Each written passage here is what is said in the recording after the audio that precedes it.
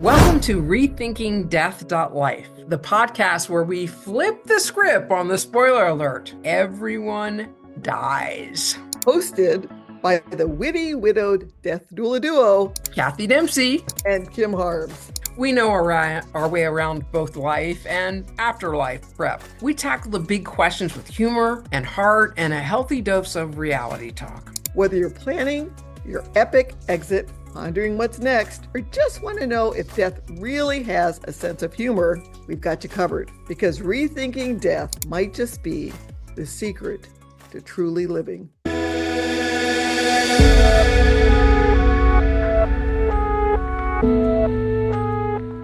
Welcome back to Rethinking Death.life, the podcast that helps you prepare for life's biggest finish line with a little laughter and a lot of wisdom. I'm Kim, your host guide and official question asker today. And I'm Kathy, the one who's supposedly answering the questions today. The expert and the book writer. She's got quite a lot of information on our topic for today, which is emotional CPR. So I know what CPR is, Kathy. What is emotional CPR? And how did you come up with this? Wow. Well, I know what CPR is too. I started my career as an ER trauma nurse. So not only did I know CPR, but I taught CPR and advanced cardiac life support to many, many healthcare professionals. And I performed CPR on an awful lot of people. Unfortunately, most of them did not make it through. So to answer your question, where did this all come from? Ron, my husband died a little over 10 years ago. And, through our 5-year relationship, he wasn't a big nag, but he would nag about one thing. And he said, shedding, you've got to start earlier. I mean, you go out and speak to corporations and healthcare professionals and all this, but you got to start earlier. So that was his mantra for years. And then, of course, he got sick with stage 4 cancer, and he eventually was transferred to hospice. And one of the last conversations I had with him was, what do you need? What do you want? And he said, I want you to write the kids' book on shedding. I'm like, oh, come on. I mean, a dying man's last wish. What was I supposed to do? So, I promised that I would write the book. And so right after he died, actually he had a live funeral, but that's a whole nother podcast we'll talk about later. And then we got married the next day. But anyway, all that, stay tuned for those podcasts, which are really fun and exciting, and one of my best times of my life, and most painful and amazing, all wrapped in one. And I just want to just verify. You got married. So Ron got married after his funeral. Right. A little unusual story. That's a whole other podcast too. Yes. Stay tuned to that one. Look that one up. and watch out for the screenplay, because it is coming too.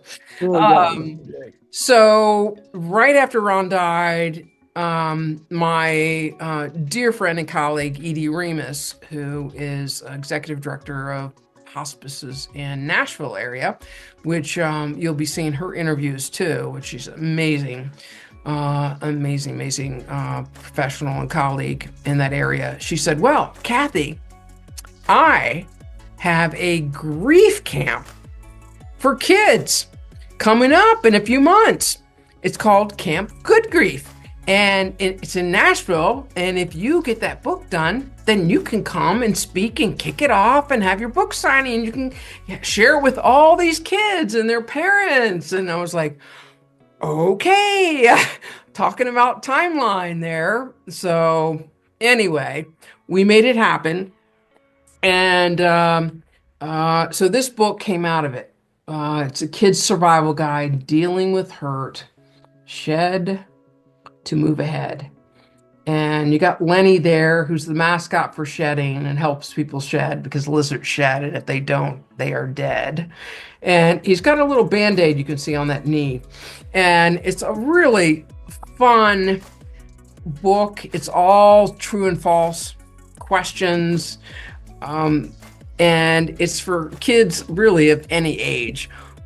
Because what happened after we started to share this with kids, it started to have a conversation between parents and kids or grandparents and kids.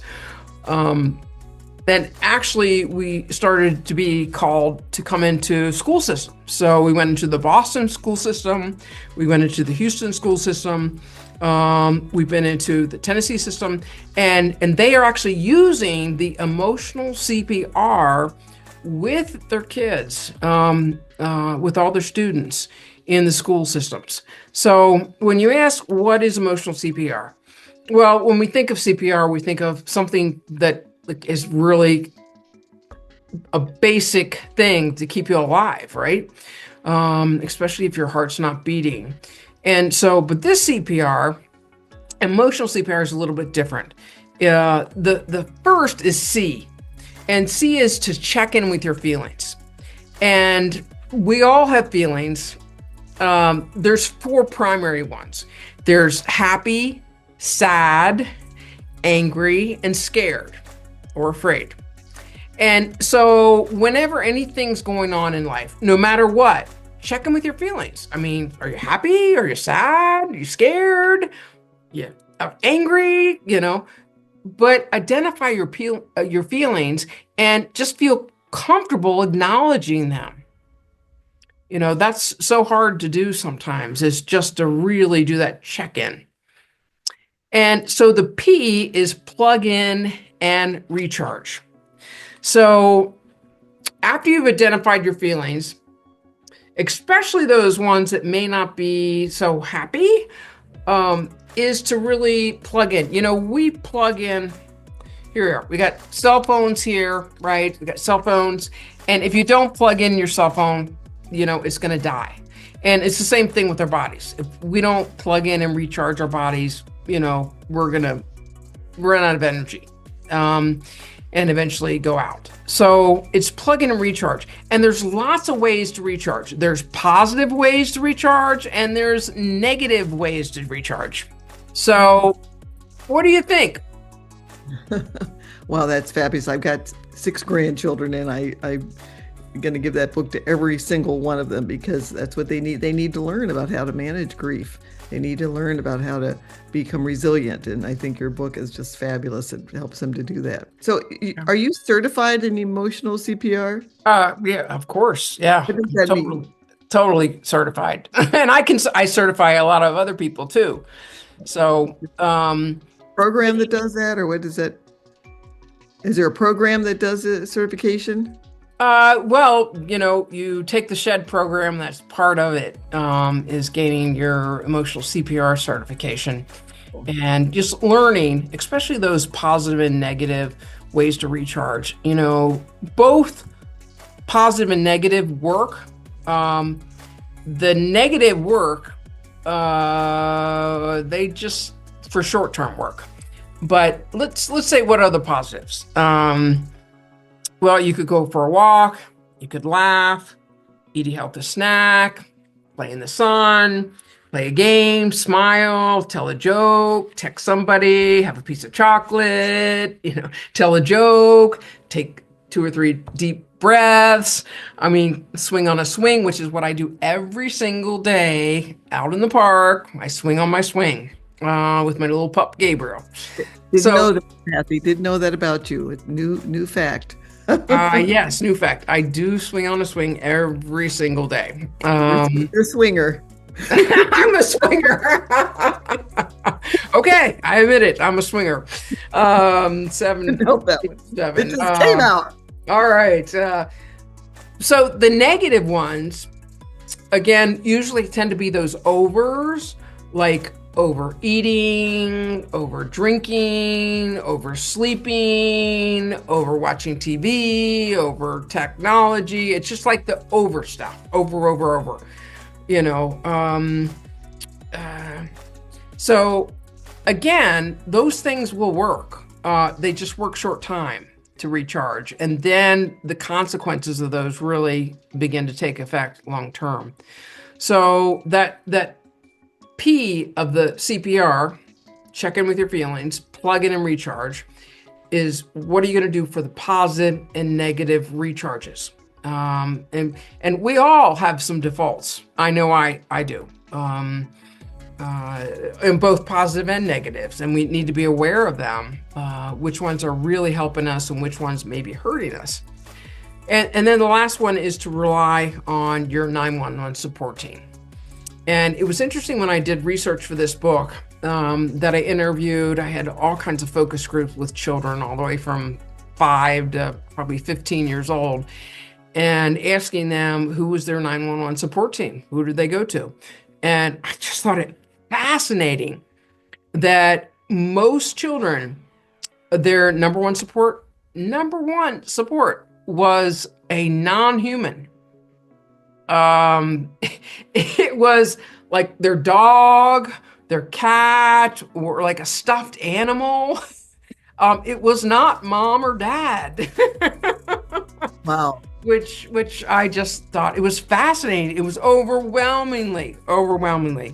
So, so we have these little cards. The front of them have the CPR, which is check in with your feelings, plug it and recharge, and rely on your 911 support team. And then the back of them actually have who is your 911 support team. You know, who's your family, your friends, maybe your professionals, could be a teacher, could be a doctor, could be your counselor, school counselor, could be a therapist, and then your non-human support team. Maybe it's your pet, Sam the pet dog, or your little stuffed animal. My little grandchild Heidi had a stuffed oxalotl that was her support. Wow, I didn't even know what that is. A little amphibian that's in Mexico. I didn't know what it was either, but it doesn't quite look when it's the plush toy was, you know, beautiful pink color and awfully cute. Right. The actual amphibian didn't quite look the same, but she loves stuffed animals, and when there's a storm, she brings them all downstairs into the basement with her. So what happens. To protect her, right? Yeah, she's down there with her stuffed animals. Your mom and dad are upstairs running around. Right. With their stuffed animals, they're not going to go anywhere. So I think I hadn't thought about them as being their, you know, her 911 support team. I hadn't thought about that, but I guess it is. I guess they are. So it sure is. And they keep secrets. They don't tell anybody. It's all confidential. So they're totally 100% safe, right? That's right. That's right. Oh my goodness. Wow, that is just so amazing. Now, Kathy, is there anything, any skill that the positive and negative that you would rely on the most? Is there any one of those skills that you rely on more than others? Well, for me, the positive ones are when I get up in the morning, you know, I put on my bike clothes and I get on my bike with my little angel pup Gabriel, little 7-pound Maltese on my side pack. We ride the bike around the park, around the lake. I get off. I always swing. You know that now. I always swing. Right. Tell me you're a swinger. I am a swinger. I mean, that is just heaven to me. I mean, it just grounds me to the now. It grounds me back to a child that biking and swinging were my favorite things to do. So those are the healthy things. And probably the one that I need to be more aware of and on the negative side is I probably overdo. I overbusy, I overwork, I don't stop and just be in the now. I'm always thinking about what I haven't done or what I need to do. So I guess for the listeners, I would challenge you, what is a positive way that you recharge that's healthy, that really works for you? You know, hey, If I'm upset, if I'm angry, if I'm afraid, bam, just kick into that healthy recharge. And what is a negative one that you think, man, I default on this one, and it's probably not the healthiest one for me. It's the one I default to, and what would you shed about that negative one, and how could you replace it with another positive recharge? Well, that's definitely food for thought for me, Kathy, because I do not get enough exercise. I need to start taking care of my body. I've got a family that kind of wants me around, or I think they want me around anyway. I don't know. I'll have to rethink. They want me around. They want me around because I'm the Of fun course they grandma. Right? do. I had to think. I don't know what made it be. But thank you. But I know I'm going to be. We had talked about that earlier that we're going to try to maybe become partners to kind of help us get some things done for our health. So thank you so much, and thank you for all of the works that you've done and the books and especially for kids. I really appreciate that. Thank you for listening to Rethinking Death Thought Life. If you enjoy this episode, please like and subscribe and recommend us to all your friends. Thank you so much. Thanks so much, Kim. See you next time. Next time.